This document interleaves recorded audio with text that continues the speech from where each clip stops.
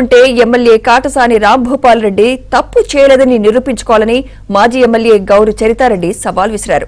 ఇప్పటికే 4 సార్లు అవినీతి అక్రమాలు నిరూపిస్తామని ఎమ్మెల్యే కాటసాని రాంభూపాల్ రెడ్డికి సవాల్ చేశామని, అయినా ఆయన చర్చకు రాలేదని ఆమె చెప్పారు.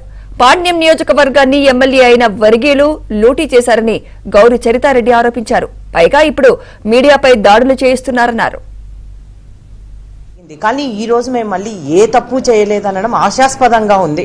వాళ్ళు ఓకే పోయినారని చెప్పి, అంతేకాకుండా ఈరోజు ఇష్టానుసారంగా మాట్లాడుతూ ఉన్నారు. మేము ఏది కబ్జాలు చేయలేదు, అదేని చిన్న పిల్లోని అడిగినా కూడా తెలుస్తుంది ఏ కబ్జాలు చేసినారో, మీరు ఏ కబ్జాలు చేయలేదో.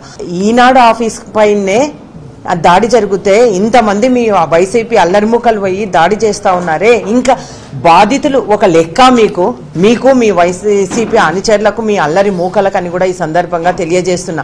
బెదిరింపులకు గురి చేయడము, వాళ్ళ ఆస్తులు, వాళ్ళ అన్ని ఈరోజు ఎక్కడ చూసినా కొల్లగొట్టి సంపాదించుకున్నారు. ఓరకల్లు మండలం అయితేనేవి, కల్లూరు మండలం అయితేనే మొత్తం స్వాహా చేస్తున్నారు. ఈరోజు ఎవరు మీ ఇంట్లో వాళ్ళ లేడీస్ని కానీ, మా మేడంని కానీ, కోడలు కానీ ఎవరు ఏమనలేదు.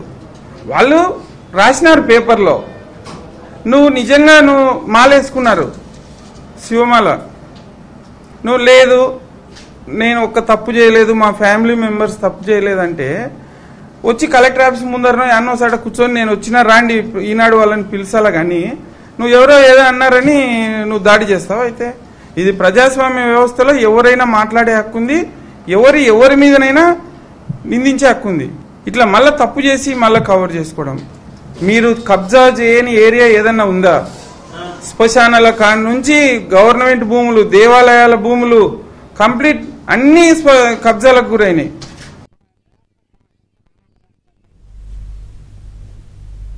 కర్నూలులో మీడియాపై 250 మంది వైసీపీ మూకలు దాడి చేస్తే పోలీసులు ఒకరి మీద కేసు పెట్టి చేతులు దులుపుకున్నారని నంద్యాల జిల్లా అధ్యక్షుడు మల్లల రాజశేఖర్ మండిపడ్డారు.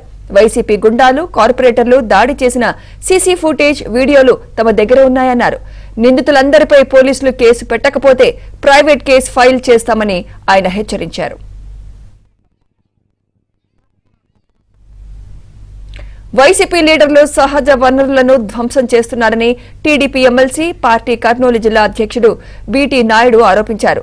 జగన్ అనుచర వర్గం ఇసుక నిల్వలు కొల్లగొట్టి కోట్లు గడిస్తున్నారని ఆయన అన్నారు. టీడీపీ అధికారంలోకి రాగానే ఇసుకను ప్రజలకు ఉచితంగా అందిస్తామని హామీ ఇచ్చారు.